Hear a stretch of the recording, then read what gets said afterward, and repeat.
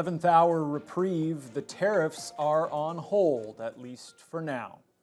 Good evening and thank you for joining us. Prime Minister Justin Trudeau announced late this afternoon that an agreement has been reached with the U.S. administration to pause the tariffs for 30 days. We'll have more on that throughout the news hour. In the meantime, local MP Patty Hajdu says Donald Trump's tariff threat is unfair to Canadians, and she's encouraging residents to band together and buy local goods. Thunder Bay Mayor Ken Boshkoff and other border city leaders are also hoping for a swift and fair resolution to the trade dispute. Jessica Clement reports. I think Canadians are quite surprised and really hurt, actually, by the actions of President Trump. Thunder Bay Superior North MP Patty Hajdu says the 25% tariffs, which are now on hold for at least 30 days, would be unfair to Canadians.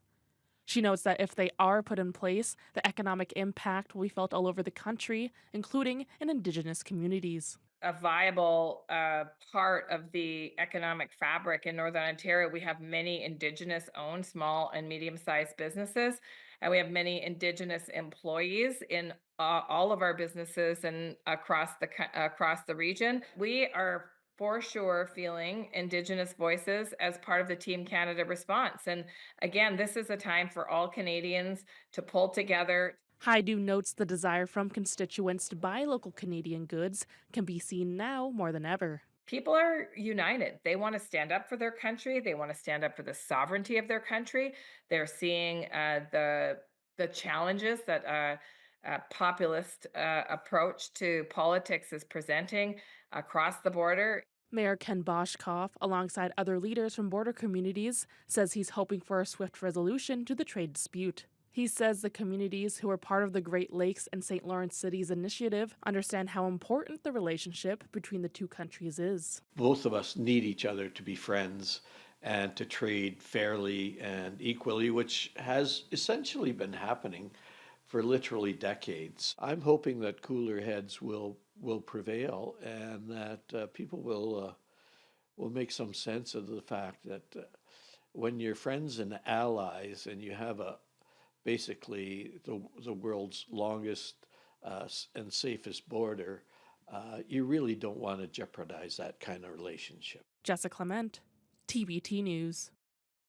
Amidst the tariff threat, the Thunder Bay Chamber of Commerce is also calling on city residents to shop local. And a Lakehead University economist believes that if tariffs are eventually imposed, they'll definitely lead to job losses here in the city. Vasilios Bellos has more. All comes back to shopping local, buying from local businesses rather than buying online. Thunder Bay Chamber of Commerce President Charlotte Robinson says supporting local businesses is more important than ever. The tariff threats from U.S. President Donald Trump could potentially have devastating impacts on Thunder Bay businesses, which are already looking for ways to limit the damage. Some of those brands and companies that they're dealing with are American. And so, it's going to be a bit of a bumpy ride. We know that already I'm hearing from businesses that they're starting to look at, what are they carrying moving forward as a way to mitigate that. Robinson said one of the largest industries that'll be affected by tariffs in the region is the forestry sector. There's already a 13% tariff on softwood lumber, with Trump's threats increasing that to 38%. The employment losses again range anywhere from 1% to 3%. Livio Di Matteo is a professor of economics at Lakehead University and says there could be a range of job losses across Canada and explained the impact locally. Sector, forestry, minerals, etc. So that will, definitely have an impact. So, in Thunder Bay, 1% of employment dropping, you're looking at about 650 jobs, maybe 700 or 800, depending on the sectors as they're hit. Vasilios Bellos, TBT News. And despite the late reprieve, the threat of tariffs continues to dominate the conversation on the provincial campaign trail. PC leader Doug Ford maintains that he needs a mandate that outlasts Donald Trump, while Ford's political opponents are outlining what they'd do differently to protect Ontario jobs. Mike Walker has more on that. With sweeping tariffs looming, the rules have changed now, folks. We're in an economic war. PC leader Doug Ford defending his decision to call a snap election and fighting against U.S.-imposed tariffs at the same time. This gives us a strong 4-year mandate to outlive and outlast the Trump administration. People want certainty. The NDP leader campaigning in Oshawa, where the auto sector there could immediately feel the impact of tariffs, pitching a plan to protect Ontario workers from tariffs. We're going to work with Ontario employers, workers, and their unions to defend auto jobs right here in Ontario. Mart Stiles says an NDP government would implement a federal provincial income support program and will work with all trade-exposed industries to help create new supply chains. An NDP government will work with local industries to help them find new Canadian and international markets. We're going to reduce internal trade barriers here in Canada, and we're going to redouble our efforts to promote Ontario-made goods. Speaking at the Kitchener-Waterloo Chamber of Commerce, the Liberals' Bonnie Crombie unveiled a tariff relief plan to support businesses, dubbed the Fight Tariff Fund. This will provide Ontario businesses with access to cheaper interest rates for operational costs or capital investment so that they can borrow at government rates. On housing, Crombie pledging to cut taxes on development charges and phase in rent control. We'll cut income taxes, drop the HST off home heating and hydro to keep more money in your pockets. The housing affordability crisis also the focus for the Green Party leader while campaigning in Kitchener. With the trade war, construction costs are only going to go up. Schreiner touted the Greens' housing plan that includes allowing fourplexes across the province, plus removing development charges on homes under 2,000 square feet and scrapping the land transfer tax for first-time homebuyers. This is a plan designed to drive down the cost of housing and build 2 million homes over the next decade. Mike Walker, CTV News. A Thunder Bay man who was serving a prison sentence for a local homicide has passed away at a federal penitentiary in Manitoba. 50-year-old Shane Kruchak pleaded guilty to manslaughter last year in connection with the stabbing death of 35-year-old Shane Weir. The fatal altercation occurred in December of 2021 in the 200 block of May Street South. Kruchak was sentenced in December to 30 months behind bars and had only served 1 month at Stony Mountain Institution near Winnipeg when he died on January 23rd. The cause of death and other details were not provided. Officials with Correctional Services of Canada will only say that the circumstances of what happened will be reviewed, as in all cases involving the death of an inmate. For the second time in the past week, there's been a tent fire at a Thunder Bay homeless encampment. The latest one occurred at 5 o'clock this morning near the Marina Park overpass. Fire crews extinguished the blaze and provided aid to the occupant, who was taken to hospital with a hand injury. Brendan Miller has more. Yet another inferno has wiped out an encampment tent. This time, however, the consequences were not as severe, with the individual occupying the tent being taken to hospital, compared to the death that occurred last week in a separate fire at Kim River Heritage Park. Overnight temperatures are still very cold and will remain so for some time. This puts people living in encampments at risk if they use unsafe heaters or light a fire to stay warm.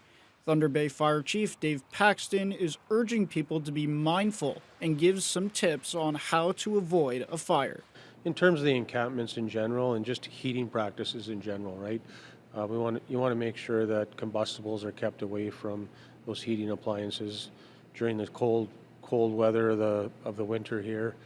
Mindful of the situation of people living in encampments right now, and as temperature, gets down into the, very cold negative digits, it's unfortunate, and hopefully this is the last one that we have to deal with. At this time, the cause of this fire is still unknown. As for last week's fatal fire, investigators from the Fire Marshal's office continue to probe for a cause. Tent fires are a constant worry for Elevate NWO Executive Director Holly Govin, who understands that the need for warmth in frigid cold weather is crucial. We're saddened but not surprised. Again, this is the time of year where people are seeking out warmth, and they're doing what they can to stay warm and as safe as possible. But it's really, really difficult in our climate to survive that weather without finding heat sources. And so I think that there's an increased level of risk that gets taken at this time of year just to manage your own survival. Overall, this event marks what could have been another tragedy that thankfully was avoided. Govan says the solution to avoiding encampment fires in the future is adequate housing, not just shelters and interventions. Brendan Miller, TBT News. Thunder Bay fire rescue crews responded to a house fire early yesterday morning in the 200 block of South Franklin Street.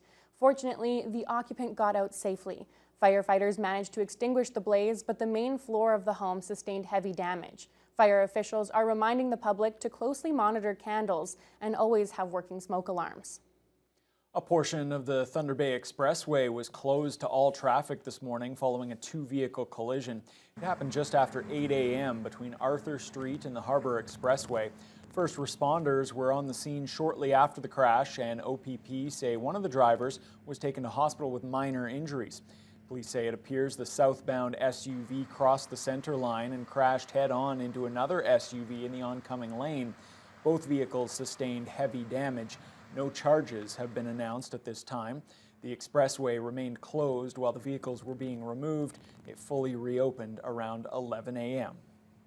2 Thunder Bay motorists have been charged following a street racing collision on Highway 61 near Loch Lomond Road last week. OPP were dispatched to the scene around 7 o'clock Thursday night. No serious injuries were reported, but a 19-year-old man was charged with stunt driving, while a 31-year-old man was charged with dangerous operation of a vehicle. Police are still looking for a possible third vehicle and are asking the public to provide information to anyone who witnessed or from anyone who witnessed the incident. Ontario Provincial Police say mechanical issues are what caused a small plane to make an emergency landing on Highway 11 north of Nipigon on Friday evening. Nipigon OPP were called to the scene shortly after 5 p.m. The pilot wasn't injured and only minor damage was done to the aircraft. The Transportation Safety Board was notified of the crash and the highway was briefly closed until the plane was safely moved off the road. OPP continue to investigate. Anyone with information about the incident is asked to contact police or Crime Stoppers. Bay Village Coffee is making their heart-shaped sugar cookies again this February to raise money in support of the Northern Cardiac Our Hearts at Home campaign. This is the 5th consecutive year for the fundraiser, which has raised around $60,000 during that time. Last year, the coffee shop sold close to 5,000 cookies, and this year they would like to top that. Bay Village Coffee owner Alan Forbes says having proper cardiac care in Thunder Bay is the goal. Being in Northwestern Ontario, if you have to have a bypass or a open heart surgery, you're having to be shipped to Toronto or Hamilton or Ottawa, and also quicker and more immediate care. And since we're the hub of Northwestern Ontario, this is really the place to go. And so having the ability to do those surgeries and all heart treatments here in Thunder Bay is really, really huge. The cookies are $7 each, with half of that going directly to the Our Hearts at Home cardiovascular campaign. The campaign continues until February 28th, and people can pre-order cookies by emailing Bay Village Coffee. Well, it's very exciting to see heart-shaped cookies. Lots of people think of February and think Valentine's Day as well, but I had my sights set on Groundhog Day. Happy belated Groundhog Day. Yeah. And I have to ask, did you talk to Marmot Mike? Did he tell you what the forecast was? Oh, you bet I did, Fiona. And he said 6 more weeks of winter. Well, it really doesn't surprise me, considering how cold it has suddenly gotten. Yesterday was such a mild day. We hit the freezing mark. It was beautiful. I saw people outside. I was enjoying it. And then today happened because it's gotten very cold again. Now, in the early morning hours, we had temperatures of -15, which is not bad at all, but it still felt like -25. We topped out with a high of -10 and wind chills of -18, just a little below normal for this time of year. Under mainly cloudy skies, we did have some periods of drifting snow because although the winds were light for much of the time, it also kicked up to 35 to 38 kilometers an hour in the afternoon for brief periods, just blowing that snow around. If we take a look at what's going on across the region, you can see that next round of very cold air trying to sink in. Overnight, temperatures were quite cool, but again, at this time of year, it's all about the wind chill. And to the west, the wind chill up into Red Lake and Kenora started out at about minus 32 this morning and only went up to minus 27. So it still feels much cooler than these numbers would suggest. They've had periods of light snow up in this region. Fort Frances saw a little bit of snow move in the last few hours.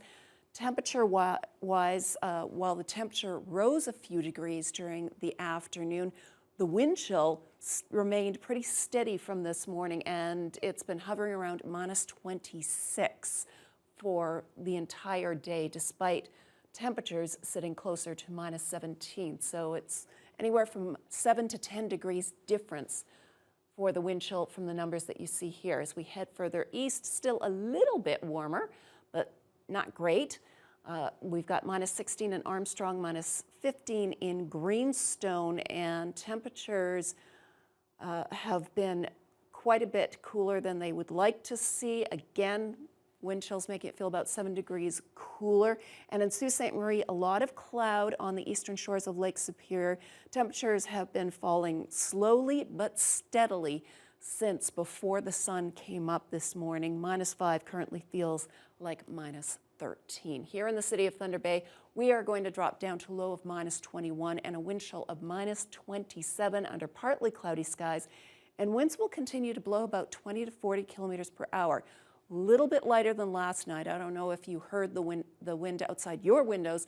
It was blowing 50 or more, so there's a lot of whistling going around outside my bedroom window, but it has been a little bit gusty at times, and basically we're going to see some cool temperatures. It's not going to be extremely cold, but there are parts of the country that are going to be downright frigid once again for the next few days.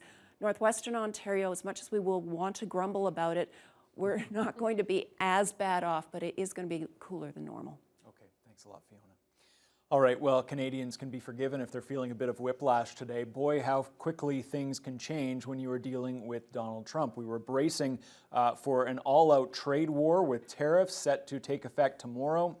Then this morning came news that Mexico had struck a deal to delay those tariffs by 30 days. And then late this afternoon, we heard from Prime Minister Justin Trudeau that Canada and the U.S. have struck a similar accord. We'll have more on that right after the break. Justin Trudeau tweeting this afternoon that after 2 phone calls today with the U.S. president, Canada has earned a 30-day reprieve